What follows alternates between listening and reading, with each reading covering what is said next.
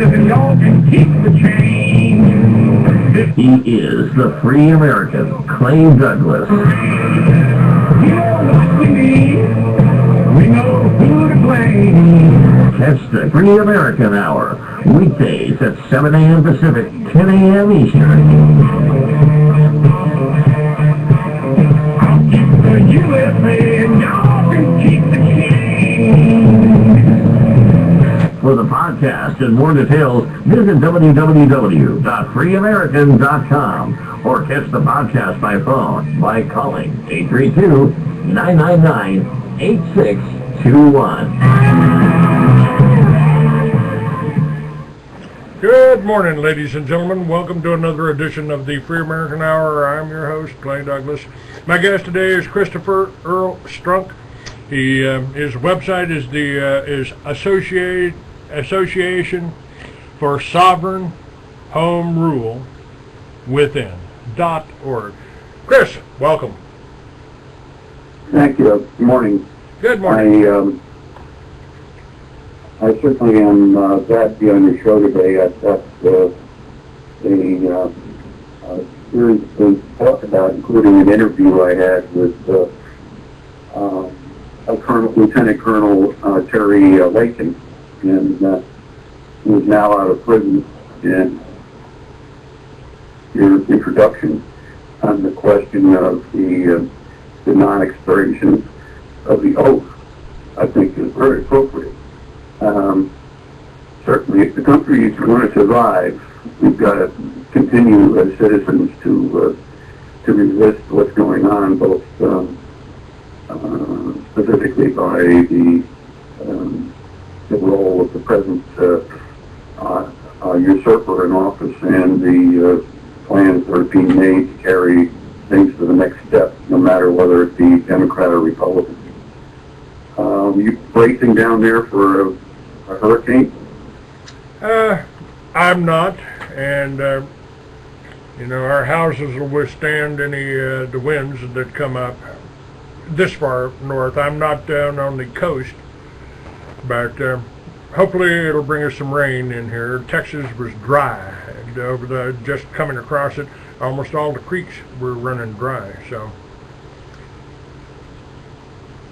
I think we're also under weather wars, and I've just been people have been sending me a little bit films. I'm not playing them, but talking about there's been a lot of veterans cases, isolated incidences of veterans being put in prison or in psychiatric homes simply because they criticized Obama, they criticized the government.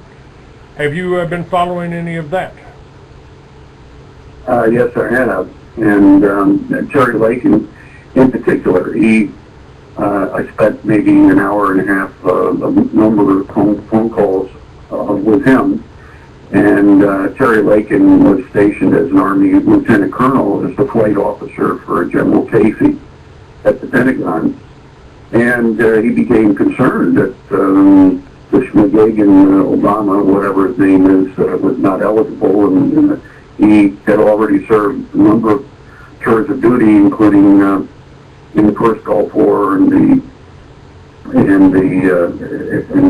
ensuing events with Kosovo and in the second Gulf War, and had already served in Afghanistan, was being scheduled to go back there under Obama. And that, so he wrote a letter, a memorandum to his commanding officer, and questioned Obama's eligibility. And what he went through was pretty hair-raising when I reviewed all the paperwork. This was in November of 2009, where he wrote a memorandum challenging his chain of command. And I don't know who put him up to it, but certainly he would not pass on the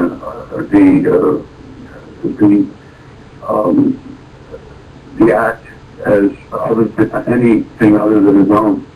But anyway, he was attacked for essentially being off his board and treated. He was sent to Bethesda for duty at Bethesda Hospital, and ended up being threatened with a 7-year prison term. And you know, he's got a young family, and he couldn't go away for 7 years just for asking whether the guy was a natural-born citizen. So he ended up making a plea deal, and no discovery was ever made.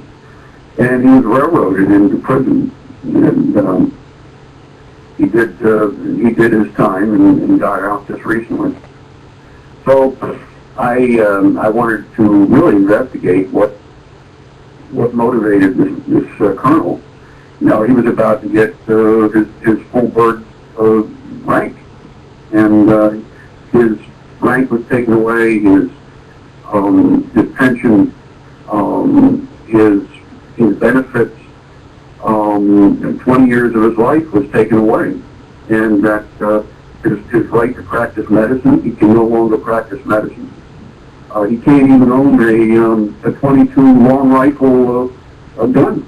The man has been stripped of any civil rights, and he's now working multiple jobs trying to get his ability to practice medicine back. So anyway, I had the opportunity to speak with him and some of the people around him. And what you're saying about the treatment of veterans is really much worse than most people know. And besides the fact that the soldiers were being recycled in and out for their tours of duty in Iraq and Afghanistan, they have the National Guard. Their families were under tremendous stress. They were subjected to depleted uranium, which was being used in large doses over in Iraq, and to the sort of ongoing experimentation of the pharmaceutical industry. We used the various shot programs, like they did in the first Gulf War when they came down with Gulf War syndrome. Well, it's still an ongoing program. Let me take it back a little bit further than that, because I volunteered for Vietnam. I didn't go over there, so I didn't get subjected to Agent Orange like a lot of my brothers did. But I said, man, you know, they have to be doing this because they're afraid of veterans coming back being still loyal to the oath that they took to defend the Constitution against all enemies, foreign and domestic. And that's exactly, I mean, we were under attack coming back from Vietnam. They're under attack now, and we've got Southern poverty law that just crawled right into bed with Department of Homeland Security. And they are pointing the fingers in all of their publications with their multi-million-dollar advertising campaign. They're pouring it all against the veterans, to demonize the veterans. And at the same time, I would say that they're trying, with the Occupy and the Tea Party movements, they're trying to put paint all the Tea Party as racist. And you know, the only thing you can remember about Occupy Wall Street was some guy taking a crap on a police car. They're trying to set the police and the soldiers against the citizenry, in my estimation. Can you confirm or refute that? Well, certainly the program for the police is to hire returning veterans who have battle experience, and which is never a bad idea. But certainly, just because you have battle experience is not necessarily the training for police work, which is more like social work. And serve and protect is a lot different than break and enter. But yes, I can confirm that based upon the internal memorandum of the Homeland Security of Big Sis, you know, the Knight of the Dame of Malta, ex-governor of Arizona and judge, has declared war on U.S. patriots, and specifically returning veterans. And the problem, as with Vietnam returning veterans, is that they were not interested in providing treatment and care and rehab for the returning veterans. And as a result, the suicide levels are amazingly high, worse than at any other time. The broken families involved are remarkable. And that we are seeing the worst treatment of veterans than anything in my experience. When I was in the Air Force during the Vietnam period from '66 to '72, and I served all over the place. I was in a good MOS, and they needed my work all over the place, so I did a lot of TUI. But certainly the Agent Orange business, my brother-in-law was stationed in Vietnam, was always concerned about his exposure to Agent Orange, which he knew was being used. And through my experience all the way through the early part of the 2000s, I ran into veterans, and actually ran in here in New York, ran into veterans who were in the Agent Orange case that was before Jack Weinstein, Jack D. Weinstein in Eastern District here. And so I have some really inside stories and how that the generals who were involved in experimentation of defoliation and population control ended up in Jacksonville working for Scott's Miracle Grow and Roundup. And all these very high-level officers always end up, feathering their own nest, and then you end up in a very private industry, which was generating the problem to begin with as an experiment. They couldn't experiment with things that they decided using the basis of war to experiment outside the. And there was an ongoing program to study the results of the use of those chemicals and weapons. So this has been going on. That's Medley Butler's book, the ex-commandant on Marines, when he wrote his book, War is a Racket. And it continues on as a racket, and unfortunately, the recipient of that bad will is our veterans community. And I would just urge everybody to take a second look. I have an attitude problem in general. I think the real battle is not left and right. The real battle is the individual versus the government. And that for individual rights to continue, we've got to really rein in big government. And I don't think it could be done as quickly with the ideological problems associated with, let's say, the Occupy Wall Street movement, as opposed to the Tea Party movement. I tend more to the Tea Party movement, although I'm into drinking coffee, not tea. But yeah, your assessment on the threat to the veterans is absolutely right on target, Clint. And with all of the moves they made in the last 10 years, you can't just all put this at Obama's feet. You got a lot of this has got to go back to Bush. They have set us up for warfare. I mean, I filmed the first Homeland Security meeting, and I've got Colonel John Brinkerhoff lecturing law enforcement, telling them, the enemy's going to be weak. The war is going to be longer than the Cold War, and the war is going to be fought in this country and within our borders. And the enemy is the enemy is weak. They don't have planes. They don't have fighters. They don't have helicopters. So they're going to use unconventional tactics. They were setting us up over 10 years ago. They were setting us up for what's coming now. Now, Lakin, did he mention anything about actually being right, being correct in everything he said? Well, he's absolutely. I read his memorandum, and it was very, it was very low key, middle of the road. It was a staff officer who was expressing concern based upon facts or the lack of thereof of facts, and a man who had a dedication to his oath of office. So, no, I was impressed with him. He's a medical doctor, and he's a clinical man to talk to. He's very religious, and he was religious beforehand, and he's continuing with his religion. But he's dedicated to his faith, and he's dedicated to his oath to defend the Constitution. And he got in the way. Now, I've traced it right back to John McCain, who was on the Armed Forces Committee.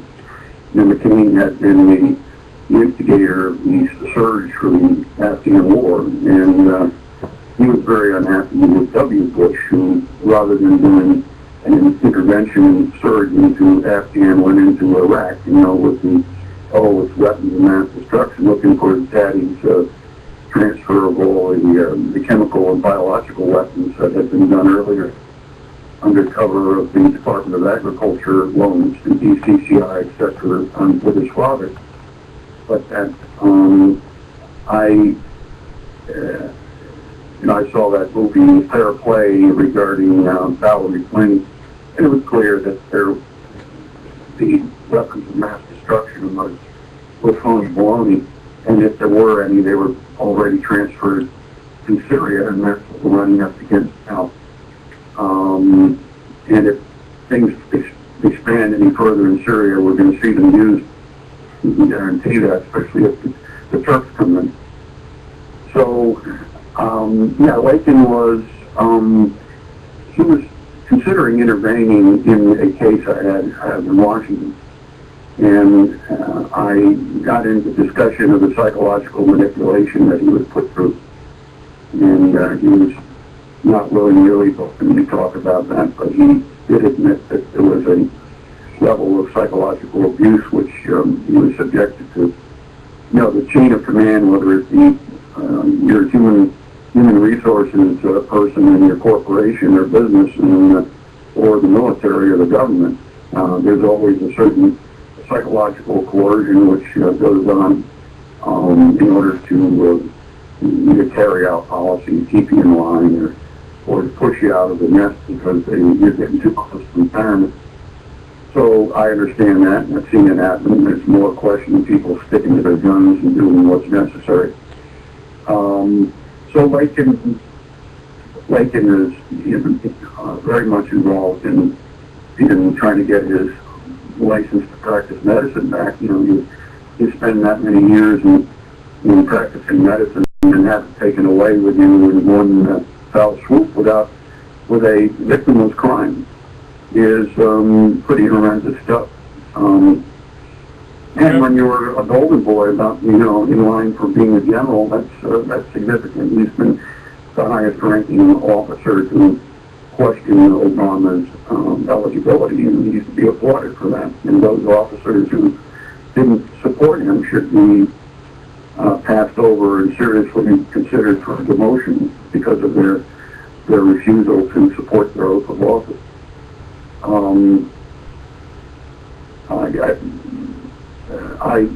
Terry Lakin's website tells as a story.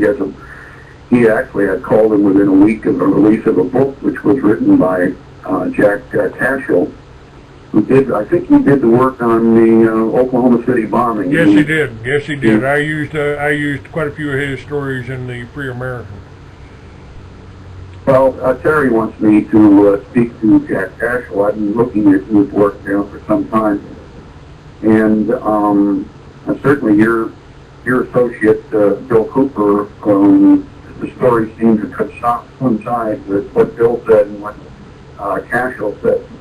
So yep. I tend to trust what Cashill says from an intelligence standpoint. Well, we investigated Oklahoma City. I mean, of course, they were trying to somehow deflect the blame onto people like me and Bill Cooper, and they succeeded in killing Bill Cooper, and they tried to kill me in 2004. So evidently we were saying something that disturbed somebody, and we still are, I suppose. It's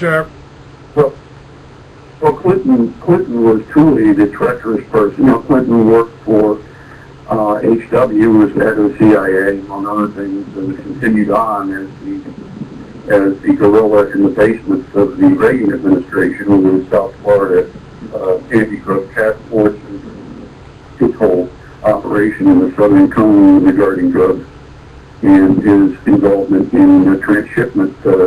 Terry Reid speaks of that in his book, Compromise, Clinton, Bush, and the CIA. and which is a remarkable book. I read it, and I was very impressed with what Terry Reid did and his credentials, and he got a lot of credibility in my opinion.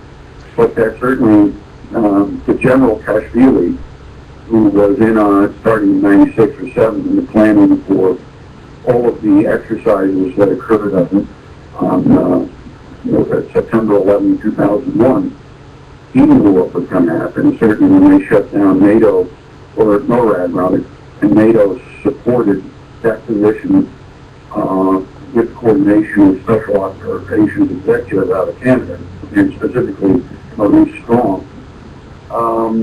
It's clear that when you've got planning and the nature of the exercises on 9/11 for the military, all the radar is shut down, that somehow a bunch of ragheads could hijack a bunch of planes and do it at the same time as all this, saying that either our secrecy is so bad, or else it had to be a concerted operation as part of that. It's a recreation of Operation Northwoods, and excuse me for interrupting you here, Chris, but this is important. You know, back almost 25 years ago, I stumbled across, up in Sturgis, North Dakota, I stumbled across the plan for Operation Watchtower, commanded by Colonel Edward P. Catolo, and I got his report that was turned over to the National Security Agency from a Vietnam vet. I ran that in my motorcycle magazine, and suddenly the motorcycle magazine was gone, suddenly I was gone, suddenly, you know, I was under attack. First time the CIA came up and threatened me, well, we're going to let you live this time, because that was all vetted in the Noriega trial. Bush was working with Noriega. He used the special forces to go down in Colombia and build the radio guide towers, thus the name of the operation, Operation Watchtower. They used those towers in Colombia to guide over 100 planes into Albrook Air Force Base, where they were met by Del Cid and Noriega's brother and the CIA and the Mossad.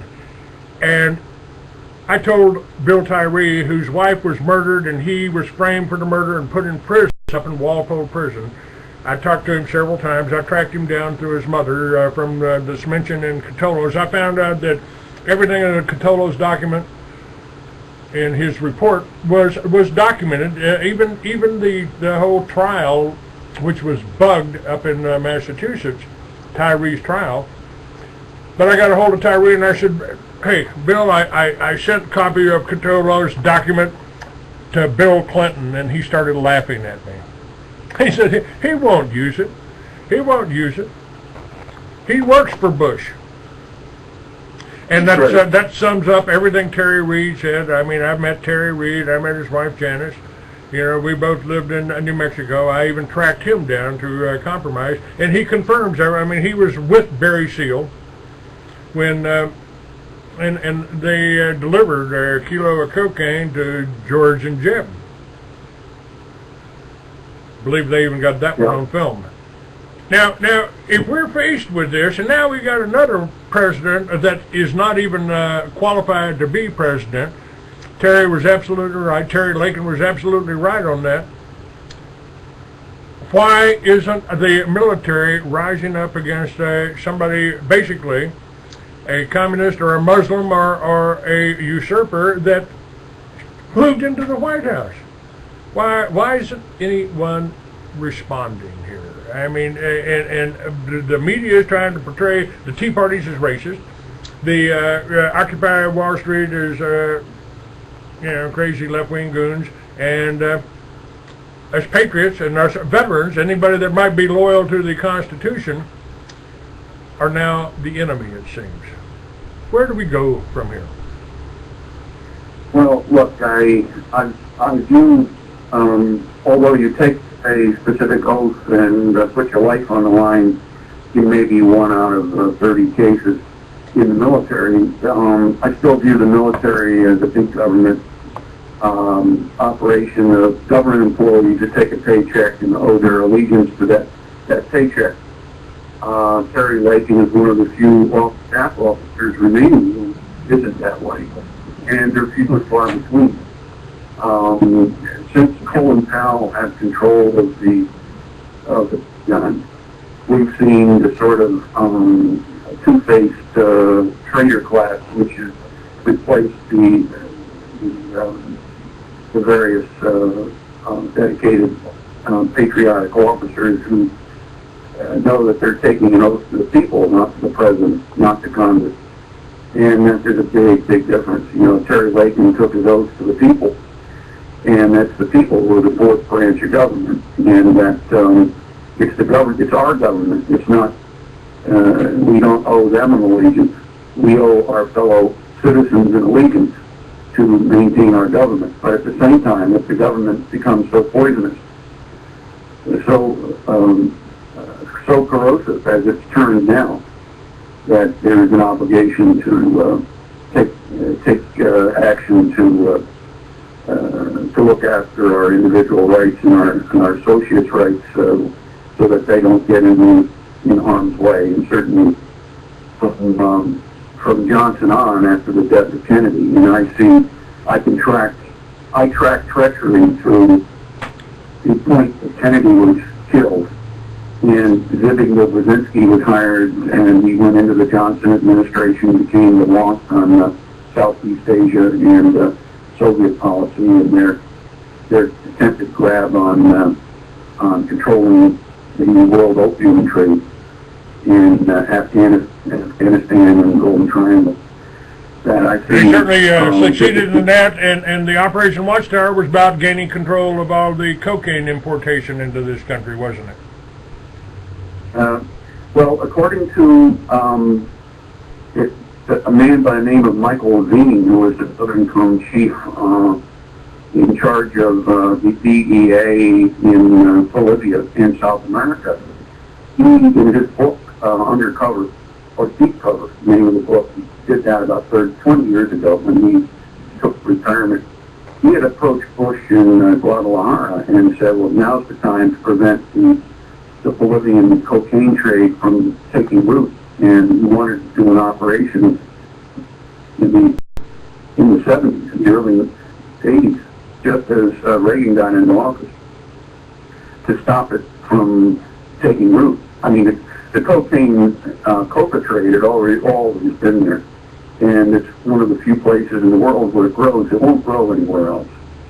So that certainly H.W. Bush wanted to corner the coca trade as a commodity, just like they had cornered the opium trade in Afghanistan. And Michael Levine documents that in his book. And he approached Bush personally as the vice president and said, now's the time to act. And Bush laughed at him and walked away from him, shrugged, turned his back on the DEA Southern Cone chief. So at that point he realized that he was barking up the wrong tree. He was dealing with the very people who were switching the script, as they said. So, yeah, Noriega became too, Noriega came out of the School of America's training by the Jesuits and was involved in Torrijos' downing of his helicopter and with the Mossad. And Terry Reid talks about Rodriguez, who was the Mossad guy who was used to go after. Which Mossad guy? Rodriguez. Okay. Rodriguez, I forgot the first name, but he was the one that got, Terry talks about it in Compromise. He was the one that went after and got Che Guevara, and he was bragging how he cut the guy's hands off and that sort of thing. But that he was the one running cocaine through Guadalajara in Terry Reid's shipping crates under seal, under his machine tool.